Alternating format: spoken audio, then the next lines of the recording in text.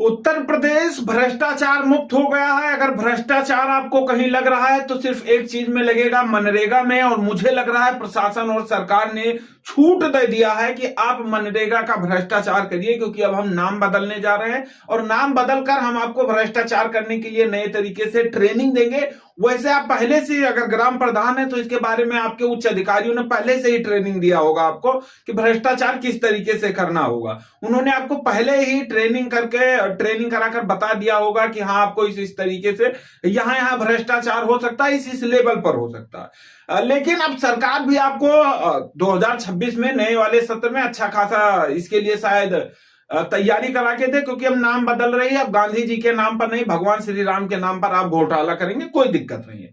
अब चलिए हम आपको मुद्दे की बात बताते हैं। उत्तर प्रदेश का एक जिला है जिसका नाम है गोंडा।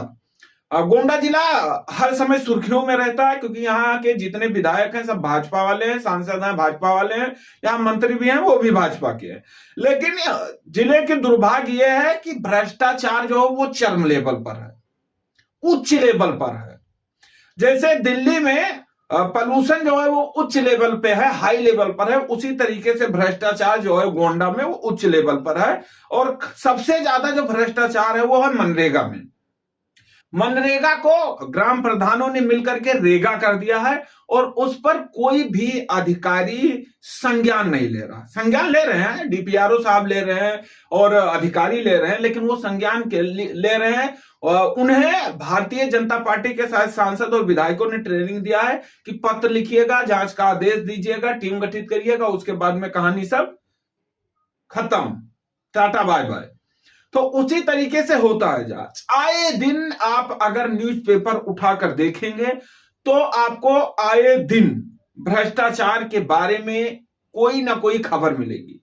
लेकिन गोंडा का एक अधिकारी, एक नेता इस बारे में कहने से बच रहा है, कतरा रहा है, क्योंकि उसे पता है कि जो ग्राम प्रधान है उनके पास वोटों की संख्या ठीक ठाक है। अगर ये हमारे पास रहेंगे तो आने वाले समय में हमारे लिए बेनिफिट होगा। तो इसीलिए वो कहते हैं हमारा हाथ आपके सर पर है और आप बेफिक्र होकर भ्रष्टाचार करिए, आप पर कोई भी किसी भी तरीके से जो है वो दिक्कत नहीं होगी। मेरा जो हाथ है वो आपके सर पर है। अब सोचिए कि एक न्यूज़पेपर आता है गोंडा में, कैनविस टाइम। कैनविस टाइम में लगभग प्रत्येक दिन मनरेगा में हो रहे भ्रष्टाचार की खबर जो है आता है, जिसमें दिखाया जाता है कि मास्टर रोल में किस तरीके से भ्रष्टाचार किया जाता है और गलत जगह का फोटो अपलोड किया जाता है, काम नहीं कराया जाता है फिर भी फोटो अपलोड कर दिया जाता है, तमाम तरीके से। एक दो चीजें नहीं, अनेकों चीजें हैं कि जहां के बारे में बताया जाता है, दिखाया जाता है कि ये चीजें ऐसे ऐसे चीजें हैं। अब इस पर अधिकारी पेपर पढ़ते होंगे, पेपर अगर डिजिटली देखते होंगे, सोशल मीडिया पर न्यूज आता होगा देखते होंगे, लेकिन इस पर कार्रवाई नहीं करते। उन्होंने मौन धारण करके रखा हुआ है और वो इन सब मुद्दों पर कुछ नहीं बोलने को तैयार है, ना कुछ कार्रवाई करने को तैयार है। अब सवाल आता है कि इस पर कार्रवाई कौन करेगा, इस पर कार्रवाई कौन करेगा, क्योंकि महिलाओं का नाम आता है, मनरेगा में भरा जाता है नाम और फोटो खींचा जाता है पुरुष का। एक भी महिला, जो हमारे जानकारी में जो भी ग्राम सभा उसमें एक भी महिला जिनका नाम जो है वो लिया गया है कि ये महिलाएं जो है इसमें मनरेगा में काम कर रही हैं, वो आज तक नहीं गई। वो हैं घर पर या परदेश है ये भी नहीं पता। महीने का टाइम आता है जब सरकार मनरेगा का पेमेंट करती है तो साहब लोग फिंगर मशीन लेकर के पहुंच जाते हैं, अंगूठा लगवाते हैं, पैसे ट्रांसफर करते हैं, घर चले आते हैं।